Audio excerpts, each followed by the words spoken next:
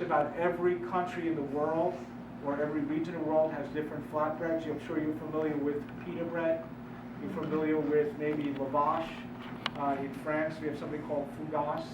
In Italian, called focaccia. But pizza is uniquely an American invention. And it came with the concept of the flatbread coming from Italy, but it was how it got put together here by the Italian immigrants in New York City that it sort of caught on and became part of America's lifestyle. And in 1900, the same as now, it's a good grab-and-go food. You can actually, and we like things we can eat with one hand, right? We can hold food in one hand, and we can do something else with the other hand, right? So donuts, kind of fit that description. I guess if you get in trouble, you have the hole, you can put your finger in it, right? Bagels, pizza, sandwiches, grab-and-go kind of stuff.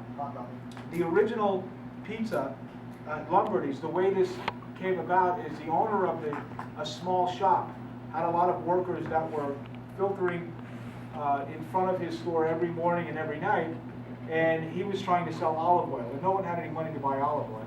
So he started making a flatbread, brushing it with oil and just some simple herbs on it. A little later on, some crushed up tomatoes, and he would take it and fold it up and wrap it in a piece of paper with a little string, and the idea is he could sell this to the workers. Now this caught on with the workers because they worked in a factory that was heated by steam, and there were radiators that the heat generated from the side walls of the factory, so they could take this little package and put it on top of the radiator and warm it up, and then have something hot to eat. So that's the legend. I wasn't there, and you probably weren't either. So, but what makes this, I think, a favorite food is have something that appeals a little bit to everybody. So you went ahead and you made some gourmet toppings to go with this. Now, to handle this dough, first thing to understand is it already wants to get bigger. All you have to do is help it a little bit. I could just stand here and hold this for a while, probably would wind up touching the table. So it is relaxed and it's ready to be stretched out. And what you want to do first is just take a small amount of flour so that the dough will move around on the work surface. Don't go crazy with the flour, but just enough so it moves around. And then start by using the fingertips and pushing it down. And really you're doing this to try and get the gas out.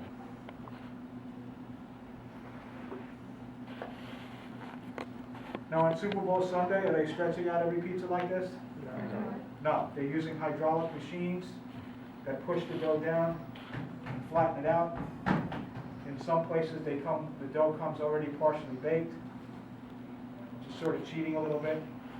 Actually cheating a lot. And this is something that's pretty versatile as an item. So getting it where it needs to go and getting it larger. Now you have two choices. You can do it old school by stretching it, or you can use the rolling pin. Now if you use the rolling pin, you've got to go north, south, east, west. Don't roll it back and forth like a steamroller fixing the road, because that's going to make it elastic again, which you don't want to do. My suggestion is just pick it up. Okay, remember, you see it's starting to stretch already. Don't worry about the middle, worry about the outside.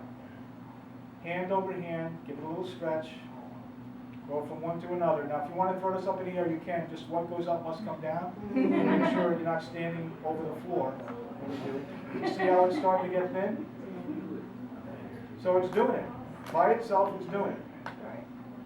You're just helping it along a little bit. Now, when you put this down again, it's going to go ahead and shrink back a little bit. So make it a little bigger than you want it to be. And for ease of movement, for getting this around from one place to another, I want you to take small trays, lightly oil the trays on the back side, upside down. Somebody's going to figure out why we're doing this upside down. So you can actually slip it off of the tray. Okay? So you pick up the dough, lay it down on the tray,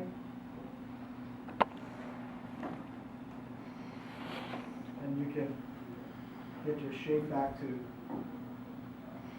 where we want it to be, which is round. Or you can go square if you want to. So there's one. Oh, gotcha. Now back to the dough again. So handling it, pick it up. There's a little oil on it to keep it from sticking to the tray. Get the gas out of it with fingertips. And if you want to use the rolling pin method,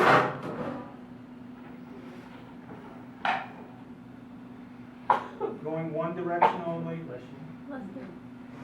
north, south, east, west, sticking a little bit to the table. Get a little more flour involved. And you see there's a little bit more elasticity now because of the way I did it with this. You see how it shrunk back, right? Comes out smoother this way.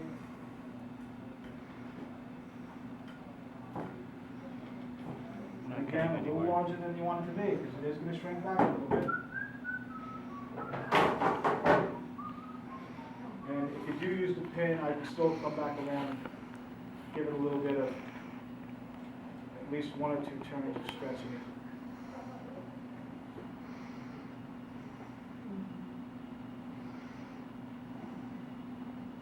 Okay, the up in the air thing. Do it.